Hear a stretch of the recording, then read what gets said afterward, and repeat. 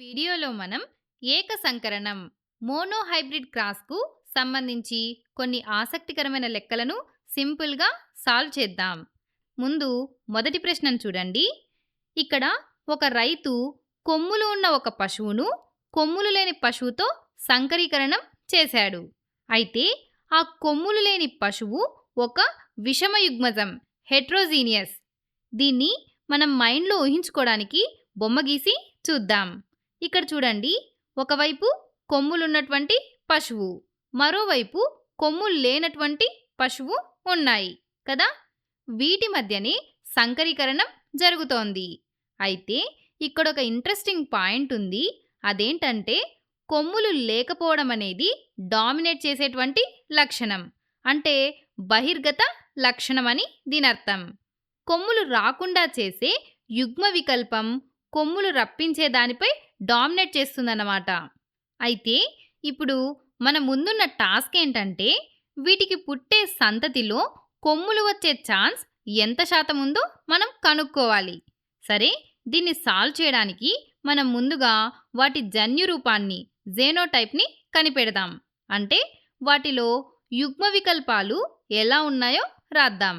మొదట కొమ్ములు లేని పశువు సంగతిని చూడండి. ఇది విషమయుగ్మజం అని మనకు ప్రశ్నలోనే ఇచ్చారు. కాబట్టి దీని జన్యు రూపంలో ఒకటి క్యాపిటల్ ఎన్, మరొకటి స్మాల్ ఎన్, అంటే ఎన్ఎన్ ఉంటాయన్నమాట. చూసారా, ఇందులో ఒక క్యాపిటల్ ఎన్ ఉంది కదా, అదే డామినేట్ చేసి ఆ పశువుకు కొమ్ములు రాకుండా ఆపేసింది. మరి కొమ్ములున్న పశువు పరిస్థితి ఏంటి? అది సమయుగ్మజమా లేక విషమయుగ్మజమా? దీని గురించి మనకు ప్రశ్నలో ఇవ్వలేదు కదా. కానీ ఇక్కడే మనం కొంచెం లాజిక్గా ఆలోచించాలి. కొమ్ములు ఉండటం అనేది అంతర్గత లక్షణం, రిసెసివ్ ట్రైట్. కాబట్టి ఒక అంతర్గత లక్షణం బయటపడాలంటే ఖచ్చితంగా ఆ రెండు యుగ్మ వికల్పాలు కూడా స్మాల్ లెటర్సే అయి ఉండాలి. ఒకవేళ అందులో పొరపాటును కూడా ఒక క్యాపిటల్ ఎన్ ఉన్నా అది మళ్ళీ డామినేట్ చేసి కొమ్ములు రాకుండా చేసేస్తుంది. సో పక్కాగా కొమ్ములున్న పశువు యొక్క జన్యు రూపం స్మాల్ ఎన్ఎన్, అంటే ఎన్ఎన్ మాత్రమే అవుతుంది. ఇప్పుడు రాబోయే సంతతి ఎలా ఉండబోతోందో తెలుసుకోవడానికి మెండెల్ చెప్పినటువంటి పృథక్కరణ సూత్రం, లా ఆఫ్ సెగ్రిగేషన్ని ఉపయోగిద్దాం. ఆ సూత్రం ప్రకారం సంయోగ బీజాలు అంటే అండాలు, శుక్రకణాలు ఏర్పడేటప్పుడు ఈ జన్యువుల జతలు విడిపోతాయి. కాబట్టి కొమ్ములున్న పశువు నుండి వచ్చేటువంటి శుక్రకణాలకు విడివిడిగా స్మాల్ ఎన్ మరియు స్మాల్ ఎన్ వెళ్తాయి. కొమ్ములు లేని పశువు ఉత్పత్తి చేసే అండాలకు క్యాపిటల్ ఎన్ మరియు స్మాల్ ఎన్ వెళ్తాయి. ఇప్పుడు ఇవి కలిస్తే ఎలాంటి సంతతి వస్తుందో చూడ్డానికి మనం సింపుల్గా పన్నెట్ స్క్వేర్ని వేసేద్దాం. ఈ పట్టికను నింపడం చాలా ఈజీ. ఒక ఎన్ శుక్రకణం క్యాపిటల్ ఎన్ అండంతో కలిస్తే ఎన్ఎన్, అదే శుక్రకణం ఎన్ అండంతో కలిస్తే ఎన్ఎన్. ఇలా మొత్తం నింపేస్తే మనకు NN, NN, small NN, small NN అని 4 ఆప్షన్లు వస్తాయి. ఇప్పుడు ఈ బాక్స్లను జాగ్రత్తగా చూడండి.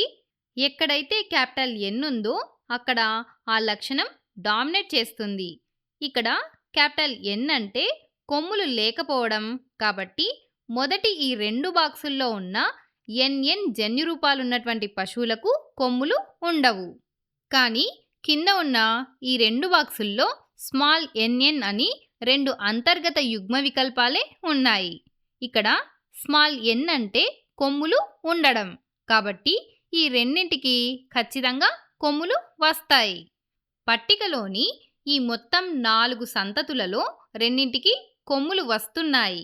కాబట్టి మన సంభావ్యత 2/4. దీన్ని శాతంలో చెప్పాలంటే 100తో గుణించాలి. ఇప్పుడు మనం దీన్ని సాల్వ్ చేస్తే కరెక్ట్గా 50% వస్తుంది. అంటే రాబోయే సంతతిలో కొమ్ములు రావడానికి 50% అవకాశం ఉందన్నమాట. చాలా సింపుల్గా ఉంది కదా. సరే, ఇప్పుడు మనం ఈ కాన్సెప్ట్ మీద మరో ప్రాబ్లంని సాల్వ్ చేద్దాం. ఈ ప్రాబ్లంలో మనం ఆల్చిప్పల గురించి మాట్లాడుకోబోతున్నాం. వీటిలో గోధుమ రంగు బ్రౌన్ అనేది బహిర్గత లక్షణం అంటే డామినేట్ చేసేటువంటి లక్షణం. అందుకే దీన్ని మనం క్యాపిటల్ బిగా రాసుకున్నాం. ఇంకా నీలం రంగు బ్లూ అనేది అంతర్గత లక్షణం కాబట్టి దీన్ని మనం స్మాల్ బిగా రాసుకున్నాం. ఇప్పుడు ఒక సమయుగ్మజ అంటే హోమోజీనియస్ గోధుమ రంగు ఆల్చిప్ప నీలం రంగు ఆల్చిప్పతో సంకరీకరణం చెందితే రాబోయే సంతతిలో నీలం రంగు వచ్చే ఛాన్స్ ఎంత శాతం ఉందో మనం కనుక్కోవాలి. సరే, మళ్ళీ మనం మొదట జన్యు రూపాలను రాసుకుందాం. ఇక్కడ చూడండి, గోధుమ రంగు ఆల్చిప్ప సమయుగ్మజం అని వాళ్ళే స్పష్టంగా ప్రశ్నలో ఇచ్చేశారు. కాబట్టి సమయుగ్మజం అంటే ఆ రెండు యుగ్మ వికల్పాలు ఒకేలా ఉండాలి. అంటే దాని జన్యు రూపం క్యాపిటల్ బి బి. మరి నీలం రంగు ఆల్చిప్ప సంగతేంటి? దీని గురించి మన ప్రశ్నలో ఎలాంటి ఇన్ఫర్మేషన్ కూడా ఇవ్వలేదు కదా. కాబట్టి మనం దీని విషయంలో కూడా ఇంతకుముందు ఆల్చిప్ప విషయంలో ఆలోచించినట్టు ఆలోచిద్దాం. నీలం అనేది అంతర్గత లక్షణం. అది బయటపడాలంటే రెండు అక్షరాలు చిన్నవే ఉండాలి. అంటే అది తప్పనిసరిగా స్మాల్ బీబీ అయి తీరాలి. ఒకవేళ ఒక్క క్యాపిటల్ బి ఉన్నా కూడా అది గోధుమ రంగు అయిపోతుంది. సో ఇప్పుడు జన్యు రూపాలు వచ్చేసాయి కదా. మళ్ళీ మనం పన్నెట్ స్క్వేర్ని వేద్దాం. మొదటి ఆల్చిప్ప మగజీవి అనుకుంటే దాని నుంచి వచ్చే శుక్రకణాలకు క్యాపిటల్ బి మరియు క్యాపిటల్ బి వెళ్తాయి.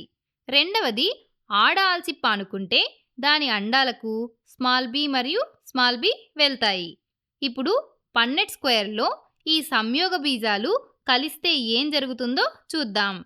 ఒక క్యాపిటల్ బి శుక్రకణం ఒక స్మాల్ బి అండంతో ఫలదీకరణం చెందితే బీబీ అనే జన్యు రూపం వస్తుంది. ఇక్కడ ప్రతిసారి కూడా ఒక క్యాపిటల్ బి శుక్రకణం ఒక స్మాల్ బి అండంతో ఫలదీకరణం చెందుతోంది. కాబట్టి ప్రతి గడిలో కూడా క్యాపిటల్ బి స్మాల్ బి జన్యు రూపాలే వచ్చాయి.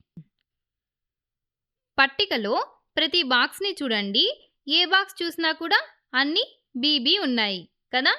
ఇక్కడ క్యాపిటల్ బి అనేది బహిర్గత లక్షణం అంటే ఈ లక్షణం డామినేట్ చేస్తుంది. కాబట్టి పుట్టే పిల్లలన్నీ గోధుమ రంగులోనే ఉంటాయి. అంటే 100% ఈ ఆల్చిప్పలన్నీ గోధుమ రంగులోనే ఉంటాయి. కానీ ప్రశ్నలో మనకు రాబోయే సంతతిలో ఎంత శాతం నీలం రంగులో ఉండే అవకాశం ఉంది అని అడిగారు. ఒకసారి ఆలోచించండి.